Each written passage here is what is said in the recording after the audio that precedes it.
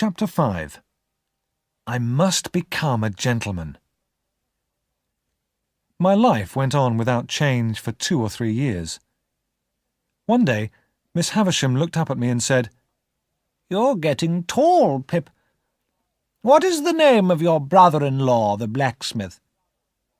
"Joe Gargery, ma'am," I answered. "It is time for you to be apprenticed to him," Miss Havisham said.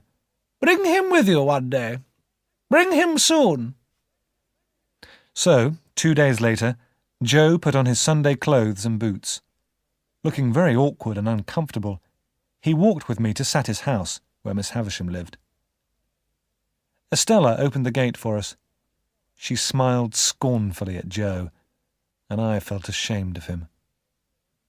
Joe was so afraid of Miss Havisham that he refused to look at her.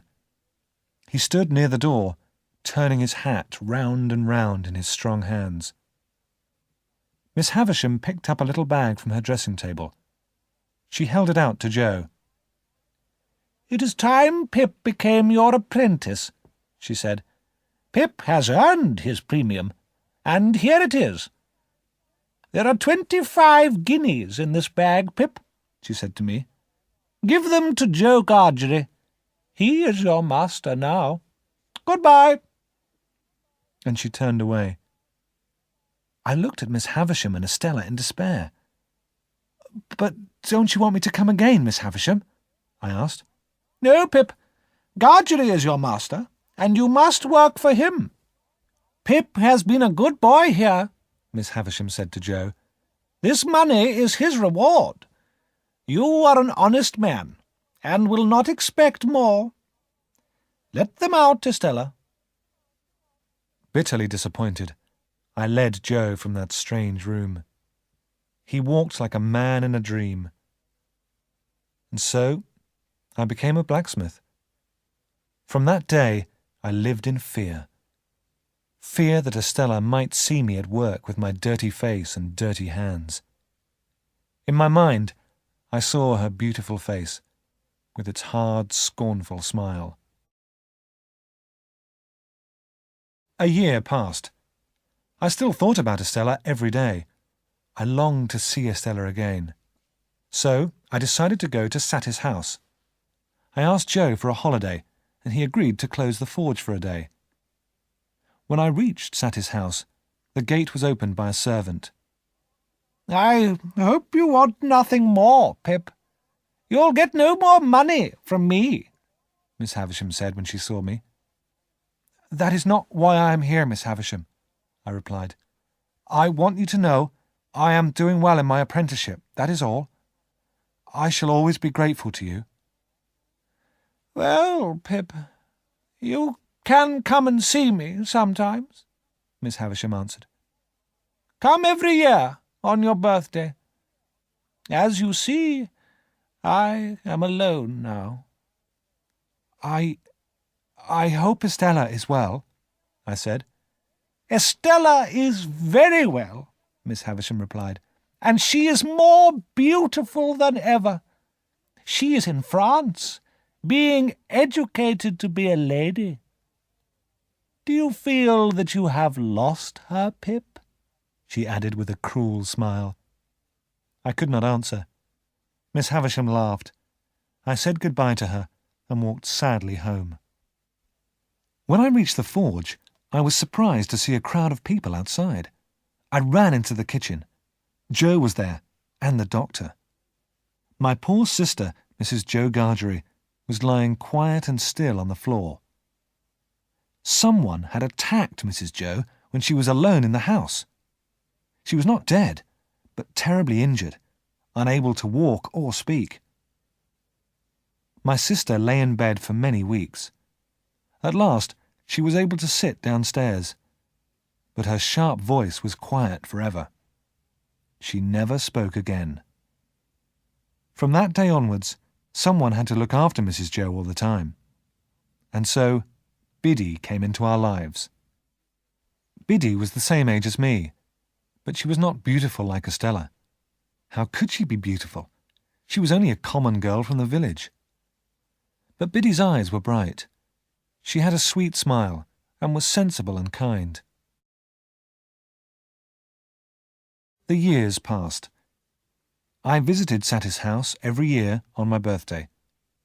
I never saw Estella, but I did not forget her. I longed to be educated like Estella. I wanted Estella to think well of me and to like me. I wanted Estella's respect and admiration. How stupid I was. It was summer. One Sunday afternoon, Biddy and I went for a walk on the marshes. There were ships on the river, sailing slowly towards the sea. I remembered Estella, far away in another country. I began, as usual, to dream of my plans for the future. We sat down by the river and watched the water flow slowly by. "Biddy, I am going to tell you a secret," I said. "You must never speak of it to anyone." Biddy looked at me in surprise. She promised to tell no one. "Biddy," I went on, "I hate being a blacksmith like Joe. I want to be a gentleman." Biddy smiled and shook her head. "Oh no, Pip," she answered. "That wouldn't be right at all." "But I have important reasons for wanting to be a gentleman," I told her. "Don't you think you are happier as you are, Pip?" Biddy said gently. "Happy?" I repeated. "I can never be happy here, Biddy. Someone I admire and respect very much said I'm stupid and common. I must become a gentleman. I must." "Who called you stupid and common?" Biddy asked. "That was not a true or a polite thing to say." "A young lady I met at Miss Havisham's," I replied.